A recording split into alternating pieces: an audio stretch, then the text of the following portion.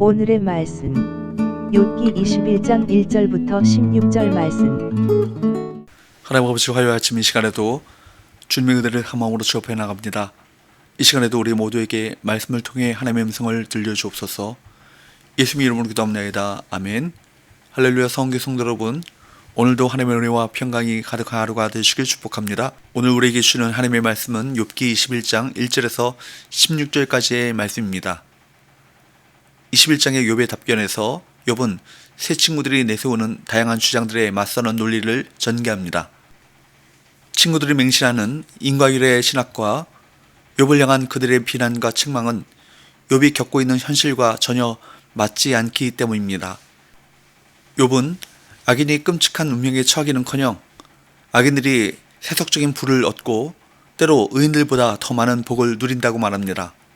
실제로 그러한 현실이 우리 삶에 얼마든지 일어나고 있죠. 욥은 자신의 고통에 대해 너무도 무관심하고 냉혹하게 비난하고 있는 친구들에게 친구들이 그동안 자신의 말을 진심으로 귀 기울여 듣지 않았음을 꼬집고 있습니다. 1절에서 2절 욥이 대답하여 이르되 너희는 내 말을 자세히 들으라. 이것이 너희의 위로가 될 것이니라. 욥은 친구들에게 더 이상 쓸모없는 말로 자기를 위로하려 들지 말고 차라리 자기 말에 귀를 기울여 달라고 호소합니다. 그것이 오히려 욥에게 큰 위로가 될 것이기 때문입니다. 여러분, 욥이 진정 원하는 위로는 무엇이었을까요? 친구들의 보상교리에 기초한 가르침이나 책망이 있는 것이 아니라 그들이 침묵을 지키면서 욥이 마음껏 말을 하도록 허용하고 욥의 말을 진지하게 경청하는 것이었습니다. 바른 경청의 자세가 위로의 시작임을 기억해야 합니다. 3절 나를 용납하여 말하게 하라. 내가 말한 후에 너희가 조롱할지니라. 이렇게 말하는 이유는 그들의 끝없는 비난과 조롱이 욥에게는 공허한 비난에 불과했음을 뜻합니다. 상대방의 이야기를 진심으로 경청하지 못하면 섣부른 조언을 할 수밖에 없습니다. 다른 사람을 비난하고 조롱하기 전에 먼저 그 사람의 상황을 이해해야 합니다. 사연을 듣기 전에 대답하는 자는 욕을 당합니다. 4절 나의 원망이 사람을 향하여 하는 것이냐? 내 마음이 어찌 조급하지 아니하겠느냐? 욥은 나의 원망이 사람을 향하여 하는 것이냐? 라고 물으면서 자신이 하나님께 아무런 반응을 얻지 못하기 때문에 마음이 조급하다고 말합니다. 욥은 5절에서 자신의 참담한 상황을 보고 그들이 너무 충격을 받아 아무 말도 못하는 것이 마땅하다고 호소합니다. 욥은 고난의 원인을 알지 못해 더욱 괴로워했습니다. 그는 이전에 이렇게 말했습니다. 욥기 13장 5절 너희가 잠잠하면 그것이 지을 것이다. 이성과 논리로 이해할 수 없는 상황에서는 그것을 인정하고 침묵하는 것이 현명한 선택인 것입니다. 6절 내가 기억하기만 하여도 불안하고 두려움이 내 몸을 잡는구나. 욥은 6절에서 악인들의 번영에 대해 깊이 생각하면 온몸이 떨리며 두려움에 사로잡힌다고 말합니다. 7절 어찌하여 악인이 생존하고 장수하며 세력이 강하냐.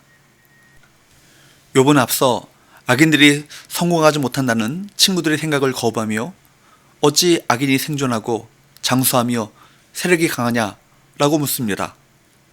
그에 비해 자신은 모든 것을 잃고 젊은 나이에 초라한 신세가 되었다는 것이 의문스럽다는 말입니다. 욥은 8절 9절에서 악인들이 강성한 이유는 하나님의 매, 즉 하나님의 심판이 그 위에 임하지 않았기 때문이라고 밝힙니다. 반면에 욥은 한순간에 자식들을 잃어버렸습니다. 이 세상에는 인과응보의 원리로 다 설명되지 않는 하나님의 다른 섭리가 있습니다. 부분적인 진리를 모든 상황에 적용하는 것은 위험합니다. 욥은 10절에서 13절 말씀에서 악인들의 삶을 묘사합니다. 재산의 증식과 자녀의 형통, 본인의 행복한 삶과 평안한 죽음까지 악인들은 부유하고 즐거운 삶을 누립니다.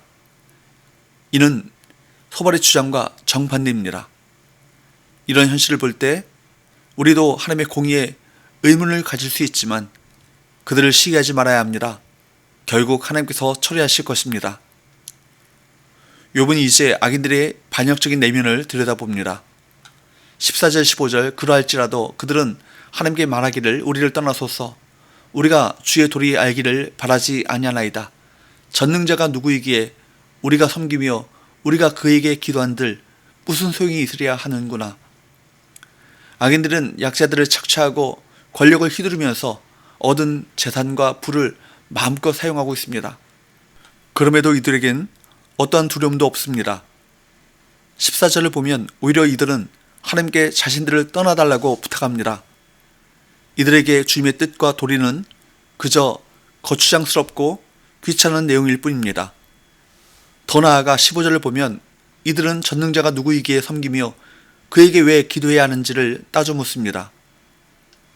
악인들이 이렇게 무례한 것은 그들이 하나님의 도움 없이도 부를 축적했고 그것을 마음껏 누리고 있기 때문입니다. 게다가 하나님께서 이들을 정죄하지도 심판하지도 않으시기에 하나님을 두려워하지도 않습니다.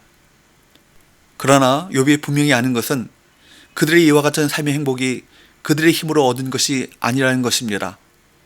16절 그러나 그들의 행복이 그들의 손안에 있지 아니하니 악인의 계획은 나에게서 멀구나. 악인들이 누리는 삶은 겉으로 보기에는 복된 삶입니다.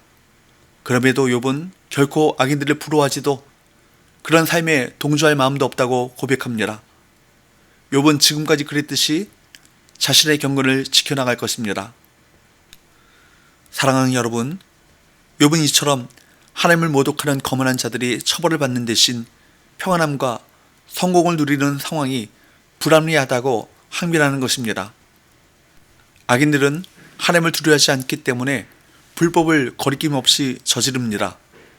그들은 모든 불법과 불의를 동원하여 자신들의 이득을 채우고 그것으로 부와 명예를 누리는 것입니다.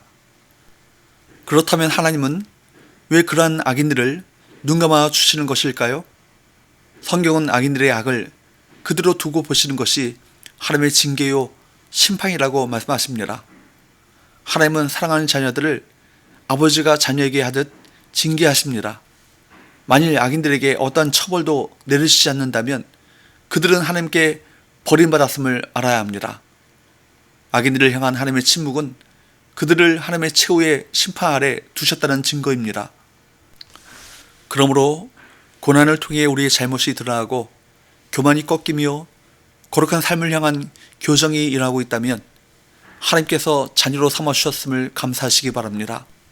그리고 악인들의 평안은 주님께서 오시는 날에 산산이 깨어지고 부서질 것을 바라보십시오.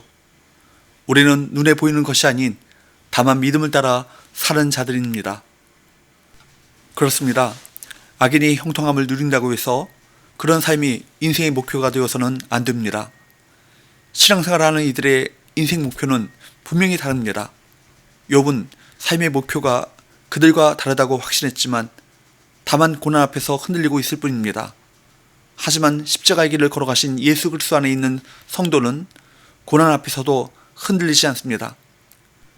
베드로전서 4장 13절 오히려 너희가 그리스도의 고난에 참여하는 것으로 즐거워하라. 이는 그의 영광을 나타내실 때 너희로 즐거워하고 기뻐하게 하려 함이라. 그날이 있습니다. 그날이 오면 즐거워하고 기뻐하게 되는 놀라운 일이 있을 것입니다. 그러므로 우리 인생의 목표는 형통함이 아니라 순종입니다. 이 세상에 보이는 현실에만 집착하면 우리는 하나님의 공의를 볼 수 없습니다. 오늘 부조리한 현실에 실망하지 말고 마지막 날에 완성될 하나님의 나라를 소망하시는 저와 여러분 되시기를 축복합니다. 기도합시다. 하나님 아버지, 의인이 고난받고 악인이 형통한 이 세상의 현실을 바라보며 낙심하지 않게 하시고 인생의 고난으로 흔들리지 않게 하여 주옵소서. 마지막 날에 완성될 하나님 나라를 소망하며 순종의 길을 올곧게 걸어가게 하여 주옵소서. 예수님의 이름으로 기도합나이다. 아멘.